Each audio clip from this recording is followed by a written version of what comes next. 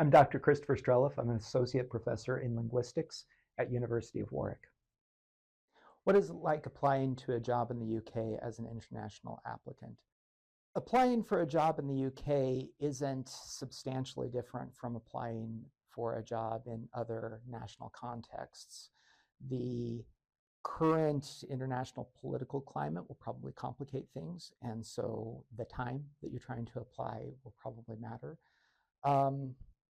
And different universities will have different levels of ability to interview and consider hiring international applicants depending on what their remit is in terms of how much they're focusing on research, how much they're focusing on teaching, and how much they're focusing on regional commitments and priorities.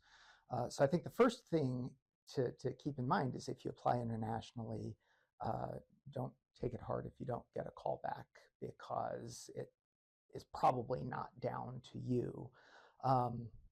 Otherwise, I think you treat it the same, and like with any academic job, position yourself as well as you can.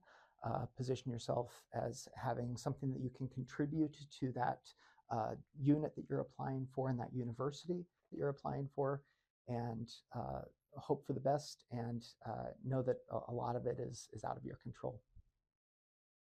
Do you have advice for people looking to move to the UK to consider a career in academia?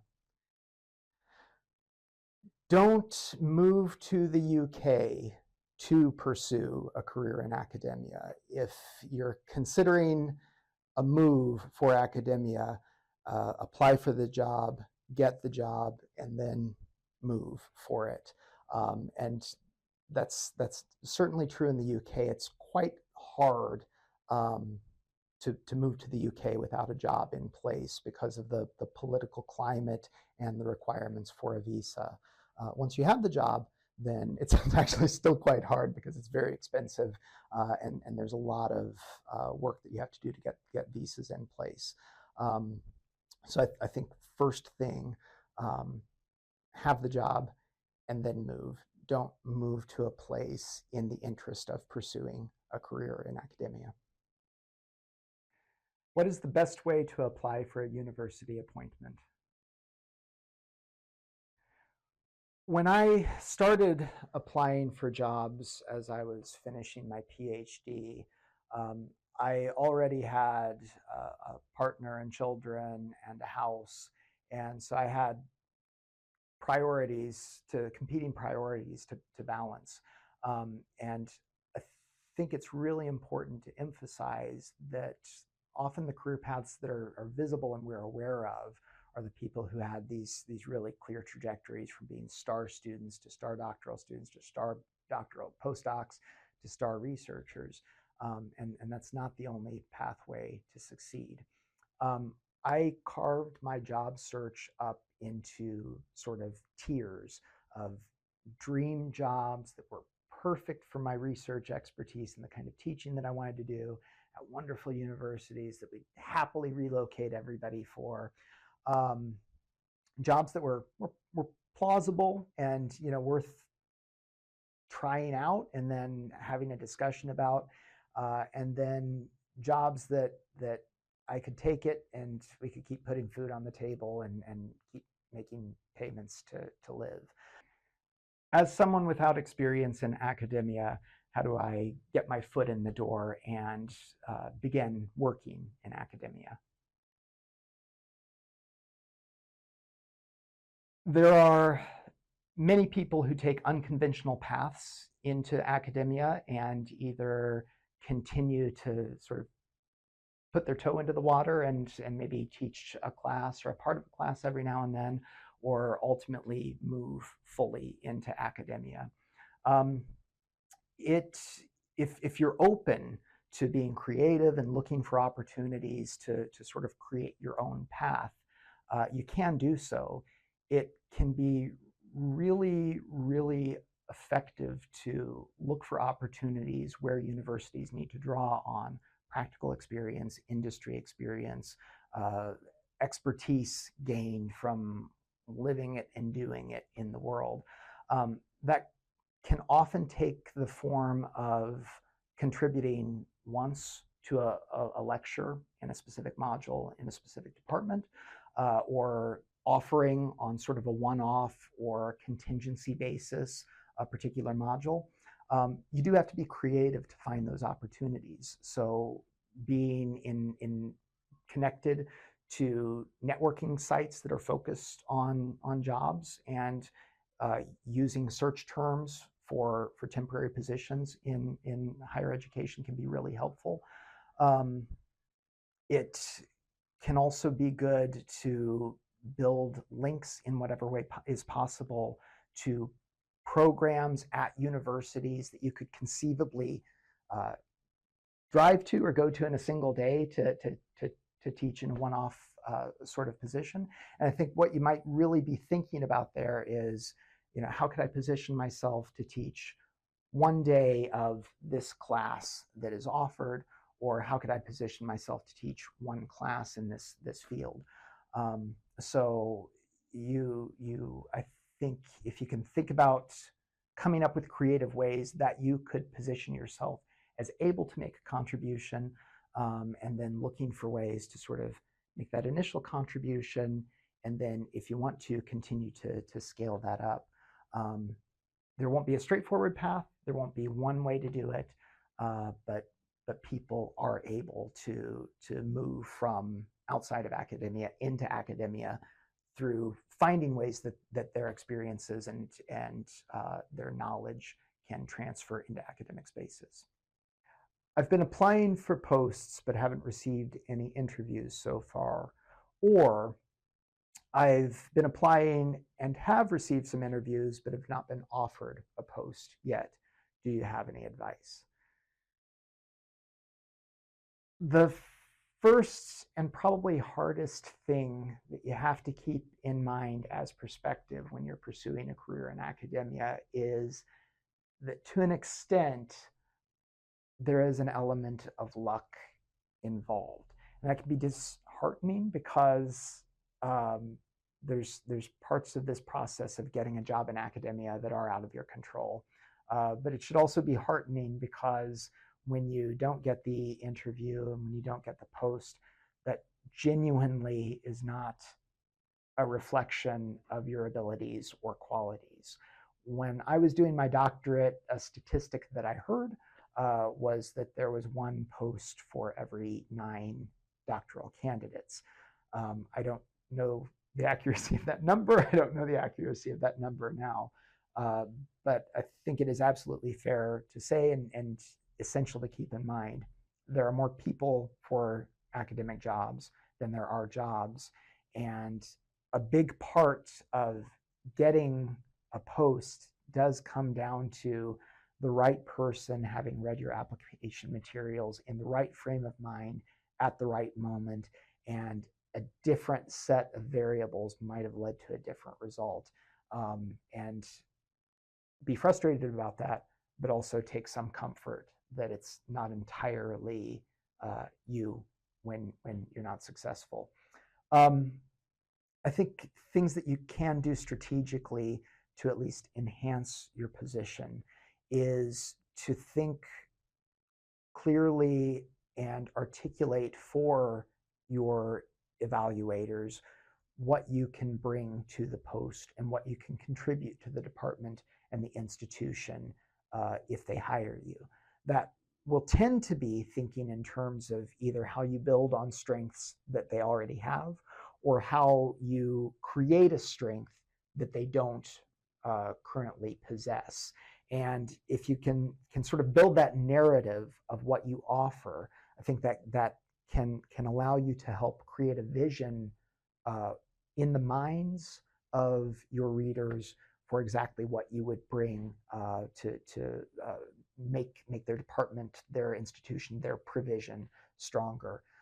So if you can think, do the sleuthing to see what is currently on offer, and think about how you can position yourself as contributing to that offer in a story that you can tell that can help you. But at the end of the day, take comfort to the extent that you can in the fact that those of us who are in academic jobs to an extent, got lucky. And it's not a reflection of personal character and quality when you fail to get a job. What was your experience interviewing for each progression in academia?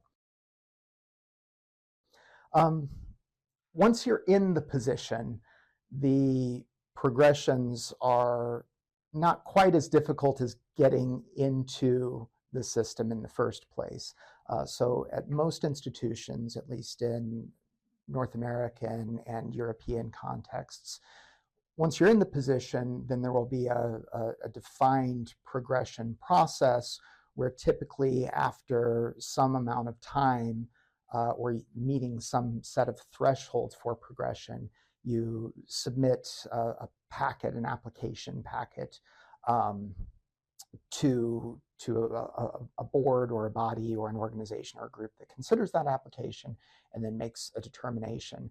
And once you submit that paperwork, it kind of happens invisibly and you don't have much to do with it. It's not like applying for the job in the first place where you have to go through a lot of interviews and meetings. So once you're in the position, the good or the bad news is it becomes much more about paperwork, about defining what you've contributed to the institution, about defining what your objectives are and what you will continue to do as your trajectory continues to move you upward, and then substantiating to the institution that your contributions have been substantial enough to promote you to the next level. How do you find working at the University of Warwick? I'm really lucky to be at Warwick. Warwick is genuinely a wonderful place to be. Warwick gives us a lot of space to pursue our interests in research and actually a lot of leeway for things not to work out, not forever. At some point you have to get something across the line, but you do have space to be innovative and creative and pursue strands.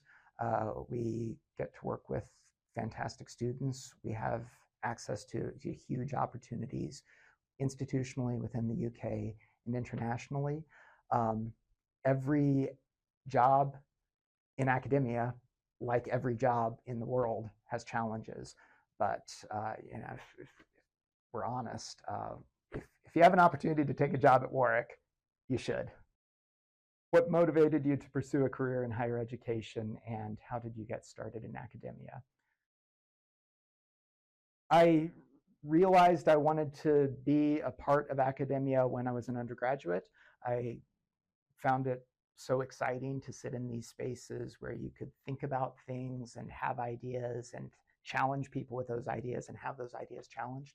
And I got this dream of having this kind of romantic life where you read books and write papers and meet with students and teach them things and maybe sometimes inspire them. But getting to be part of this space where we pursue coming closer to truth.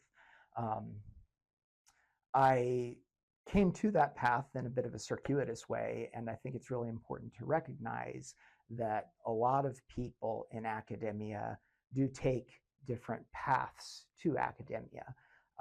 There's a lot of the people we're aware of are kind of the sort of conventional people who go from being rock stars at undergraduate to really prestigious master's and doctoral programs, then fabulous postdocs, and then they set the world on fire with their knowledge. I started working in a university in an administrative capacity after an undergraduate and was doing my master's degree at night. Through that, one of my classes really connected with me and showed me that was what I wanted to pursue as a PhD. And then from my PhD, which took quite a while because I took a temporary leave from my PhD a couple of times, came back to it, finally finished it. I did sort of took any job I could get until finally I was able to get into a full-time job and try to start pursuing that kind of a romantic life of getting closer to truth and being part of that sort of community of knowledge creators. How do you balance all the tasks of being a lecturer? You won't. Academics as a group are tragically behind on things and unable to keep up with all their competing demands. So just expect that that will be the case. You'll be perpetually behind on things, uh, uh, perpetually trying to balance many different competing tasks. Uh, but where you can get some grounding in reality is by having a mentor within your institution and within your discipline who can advise you on what's really important in your institution for your career progression, on what's really important, or probably actually better, what's really not important, and where you can say no to things, where you can de-emphasize things or work with sort of your lower quality, lower energy times of the day. So if you have a good mentor, someone who has knowledge from of the institution of expectations within the discipline, then take their advice on the things that you can say no to, so that you can try to get a little bit closer to that balance. But also, you won't ever, I don't think, feel like you get the balance right, and that's kind of part of the job. You can cultivate the academic persona of being perpetually overworked and perpetually behind on everything. What is the most challenging part of being a lecturer? I had a teacher who once came into class and said she was really happy because she had spent the weekend cleaning her house, and she loved to clean her house because as a teacher she never got to see the outcomes of most of her work. But when she cleaned, she could see she did something and there was a result from it. And I think the hardest thing about being a lecturer is that um, it often feels like there's not a result for what you're putting a lot of effort into. And even when there is a result, it's really distant and detached from the actual work you did.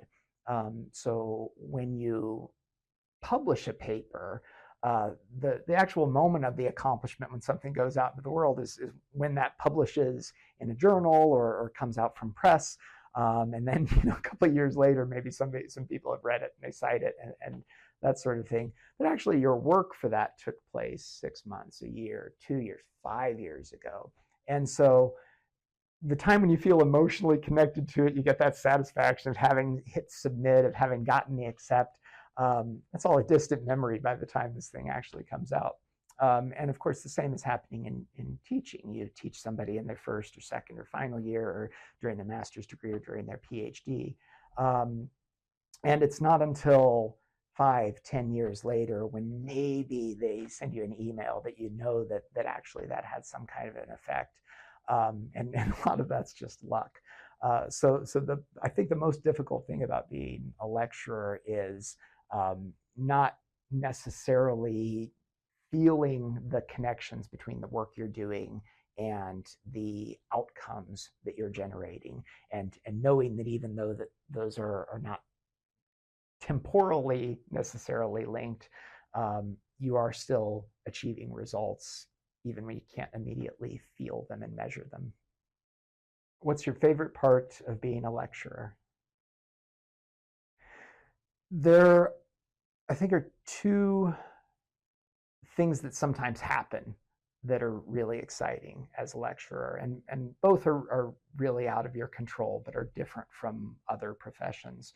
Um, the first is that you do get intellectual space to do things that are exciting to you because you are curious about them. And that, probably more than anything, if you can work in academia in some way, is what makes this job unique and valuable against many other things that you could pursue and probably be paid a lot better to do. Sometimes you're curious about things, something, you wonder about it, and you can just pick at it and try to pull it apart. And I don't know any other field where you can do that kind of thing. And if you have a curious mind, that can be really satisfying, and you can get into these really crazy times when you just pursue something that's interesting to you. Also out of your control, but really mad when it happens is sometimes you actually do affect a student's life, and you'll see a student who's in a job that they find satisfying, and in some way they attribute that to teaching that you did or to an experience they had or an encounter they had with you, and you helped make somebody's life better.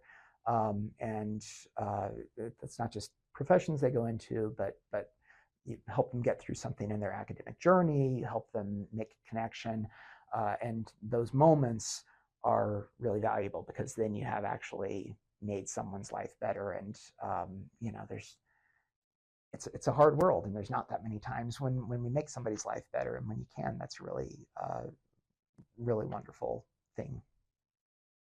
How did you enhance your career development to progress to associate professor? I think it's tough to generalize any person's specific development trajectory to everybody else. I think what's really important is to think about what you want your career trajectory to be, and to think about the narrative that you'll build around your career, and then to pursue opportunities that link to that. I didn't do a very good job for a researcher of pushing out a lot of high impact articles early in my career. I'm fortunate that my institution allows for a lot of different models for success and for contributing, and doesn't just look at the impact of work. But that's because I sort of saw myself making other contributions. I wanted to be making contributions in teaching spaces. I wanted to make contributions to leadership within my department, within the university.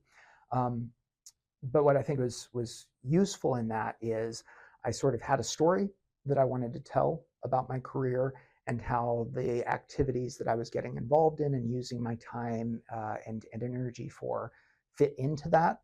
And I had a story about how, I hope a true story, about how those things fit into more broadly what was happening in my department and in the faculty and at the university. And as long as those things work together, then your career progression makes sense.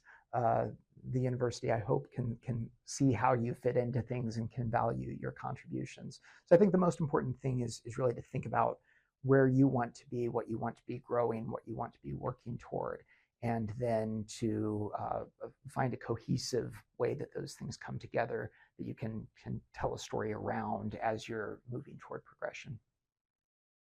What is your most important piece of advice for someone beginning a career as a lecturer? I think one of the most important and less appreciated things that you can do, which might be required by the institution you work for anyway, but you should take it really seriously, no matter what, is to have a mentor. And that means finding someone you respect, whose decision making you'd like to emulate. Someone who doesn't have any responsibility for you in terms of writing evaluations for you, or guiding your career, and ask that person to be your mentor so that they can advise you. Different universities, different institutions place different priorities on research, teaching, administrative contributions. They value things within those spaces differently.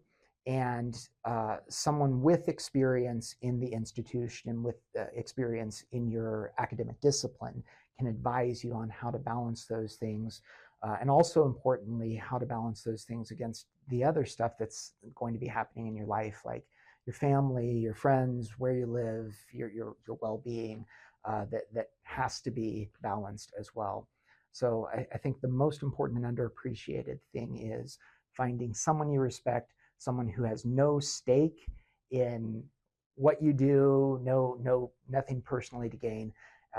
Ask that person to mentor you, and then really take advantage of being a protege to someone who can offer good advice based on their own experience. If you want to learn more about jobs in academia, or if you're seeking more general career advice, go to jobs.ac.uk.